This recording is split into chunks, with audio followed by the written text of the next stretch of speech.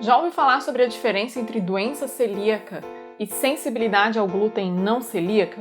Hoje eu vou te explicar um pouquinho.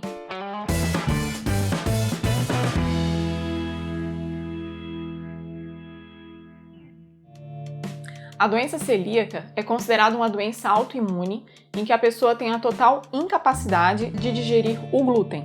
Glúten esse presente no trigo, na aveia, no centeio e na cevada. Essas pessoas, para ter esse diagnóstico de doença celíaca, precisam fazer uma série de exames, tanto de alguns anticorpos, para verificar se a pessoa produz uma reação contra o glúten, e também o padrão ouro de diagnóstico de doença celíaca é fazer uma biópsia intestinal e avaliar como estão as vilosidades intestinais. Quem possui doença celíaca não deve consumir trigo ou essas outras fontes de glúten nunca. Isso porque cada vez que a pessoa consumir o glúten, ela vai agredir bastante o intestino delgado. O nosso intestino delgado, ele é cheio de vilosidades, que são como se fossem luvas. E é nesses locais em que a gente vai ter absorção de todos os nutrientes.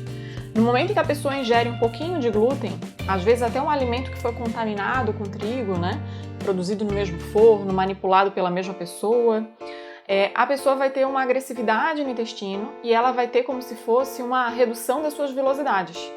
O intestino, essas vilosidades começam a ficar achatadas e aí a gente vai ter prejuízo na absorção de todos os nutrientes e uma série de sintomas que podem variar desde diarreia, abdômen inchado, até uma constipação, e também aumenta o risco de desenvolver outras doenças crônicas, inclusive aumenta até o risco de desenvolver câncer por conta dessa lesão intestinal que acontece. Então, quem é celíaco não pode consumir glúten nunca. Já a sensibilidade ao glúten não celíaca, esse diagnóstico surge quando a pessoa também apresenta uma série de sintomas no consumo do glúten, como por exemplo, intestino preso, diarreia, inchaço abdominal, azia, alguns tipos de dermatite, algumas alterações de tireoide. Ela apresenta uma série de sintomas que a gente pode suspeitar que seja o glúten, porém, no momento de se fazer o diagnóstico, de se medir anticorpos, de se fazer uma biópsia intestinal, a pessoa não tem o diagnóstico de doença celíaca. O que pode acontecer nesse caso é simplesmente que a pessoa tenha uma dificuldade na digestão do glúten. O glúten ele é uma proteína grande e de digestão difícil. Então, se a gente consome em excesso, o que é muito comum, muitas pessoas consomem pãozinho, bolachinha, macarrão várias vezes ao dia.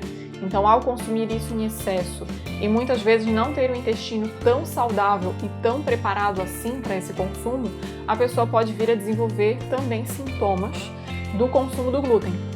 Nesse caso, a pessoa não precisaria excluir o glúten totalmente para o resto da vida. Nesse caso, ela deveria excluir o glúten por um período e depois, junto com outras várias modificações na alimentação, junto com a melhora desse intestino, junto com o uso de probióticos, junto com uma série de condutas que devem ser acompanhadas por um nutricionista, aí sim, a pessoa muito provavelmente conseguiria voltar a ingerir o glúten esporadicamente, um consumo em rodízio que a gente fala, variando com outros alimentos, e avaliando a resposta do consumo desse glúten. Isso precisa ser avaliado individualmente, com um profissional. Não existe nenhuma necessidade de a gente excluir glúten para todo mundo, tá? Isso não traz benefício. Muitas pessoas têm a capacidade plena de digerir o trigo sem problema nenhum. Então não precisa excluir se você não possui sintoma. Agora, variar, rodiziar com outros alimentos é benéfico para todo mundo e extremamente recomendado. Ao invés de pensar em alimentos para excluir, eu te recomendo pensar mais em alimentos para inserir. O que você está deixando de consumir se você está comendo pãozinho e bolachinha todo dia? Eu aposto que você está deixando de comer muitas frutas, está deixando de comer mais vegetais, está deixando de consumir outros alimentos que seriam mais saudáveis e mais benéficos para você.